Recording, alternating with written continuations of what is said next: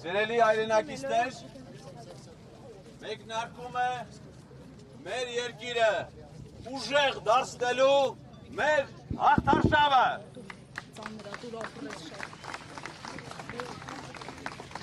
Այսօր մայիսի 8-ն է, 1992 թվականի այսօրը Արցախի ինքնապաշտպանական ուժերը իրականացնելով ռազմարվեստի պատմության մեջ բացառիկ մի սխրանք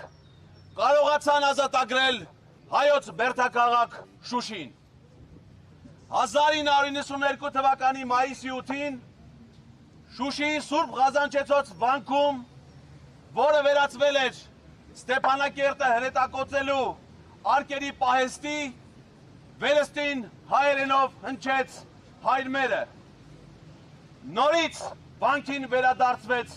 մեր աղոթքը։ Եվ դա եղավ մեր ժողովրդի միասնության, պայքարի, ազնազոհության արդյունքում։ Այդ օրը ձևավորվեց Արցախի պաշտպանության բանակը։ Եվ ես ուզում եմ սրտանց շնորհավորել այս տարիների ընթացքում Արցախի պաշտպանության բանակում ժամկետային զինվորական ծառայություն անցած,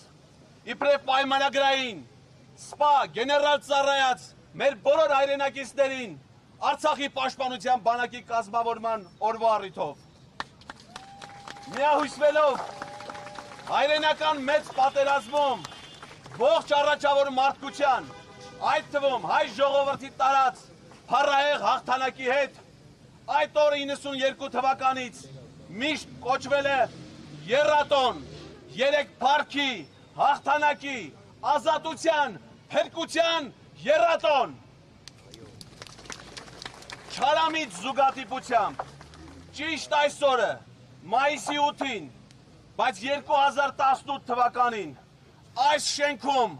տեղի ունեցավ հայ ժողովրդի պատմության ամենամեծ ողբերգություններից մեկը։ Այդ օրը հայ ժողովրդի պատմության ամենամեծ թշնամին դարձավ Հայաստանի վարչապետ։ Մի պահ հիշենք, թե ինչ էր ասում նա այս օրը, այս ժամերին 8 տարի առաջ։ Նիկոլ Փաշինյանի խոսքից ուղիղ մեջբերում։ Այսօր հայոց արժանապատվության միջնաբերդի Շուշիի ազատագրման 16-րդ տարեդարձն է, եւ ես նախ ես առաջ ուզում եմ բոլորի շնորհավորել այդ դարակազմիկ եւ շրջադարձային հաղթանակի արդով։ Մեծ խորհրդանիշ կա նրանում, որ Հայաստանում տեղի ունեցած ոչ բռնի թավշյա ժողովրդական հեղափոխությունը դե յուրե հաղթանակ պետք է արձանագրի հենց այս օրը, Շուշիի ազատագրման օրը։ Գիտեք ինչ էր ասում նա այսօր արցախցիներին։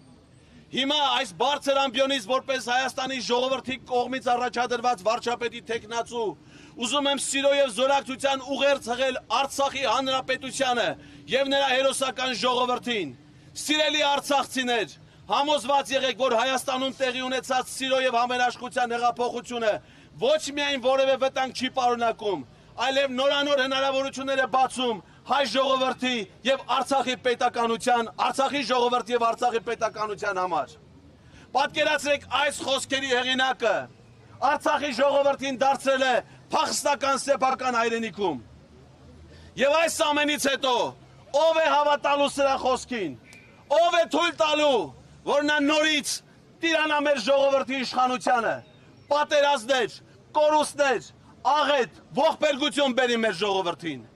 Այլևս ոչ ոք այդ հնարավորությունը նրան չի տալու։ Շարլատանին փոխարինելու է գալիս ազգային բարերարը։ Մուսուլմանական երկրներում պարգևների արժանացողին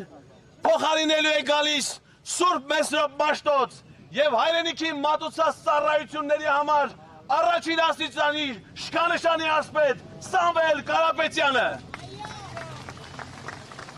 Սամվել Կարապետյանն է, որի առաջնորդությամբ մենք կարող ենք հաղթել այս դժբախտությանը, մենք կարող ենք հաղթել այս պատերազմներին, մենք կարող ենք հաղթել այս ողբերգությանը։ Հերիք է մեր ժողովուրդ ունենա միայն կորուստներ, մեր ժողովուրդը պետք է ունենա ձեռքբերումներ, եւ այդ ձեռքբերումները արտացոլվելու են մեր երկրի շենացմամբ, մեր երկրի զարգացմամբ, 300,000 նոր աշխատատեղերով, 20,000 նոր մատչելի բնակարաններով, 0 տելկոս հարկերով, նոր ազատ փոքր բիզնեսով, զբոսաշրջությամբ, աղքատությամբ վերացմամբ, սա է լինելու փոփոխությունների Հայաստանը, բարի երդ մեզ բոլորիս, բարի երդ նոր Հայաստանին, բարի երդ մեր բարության ուժին։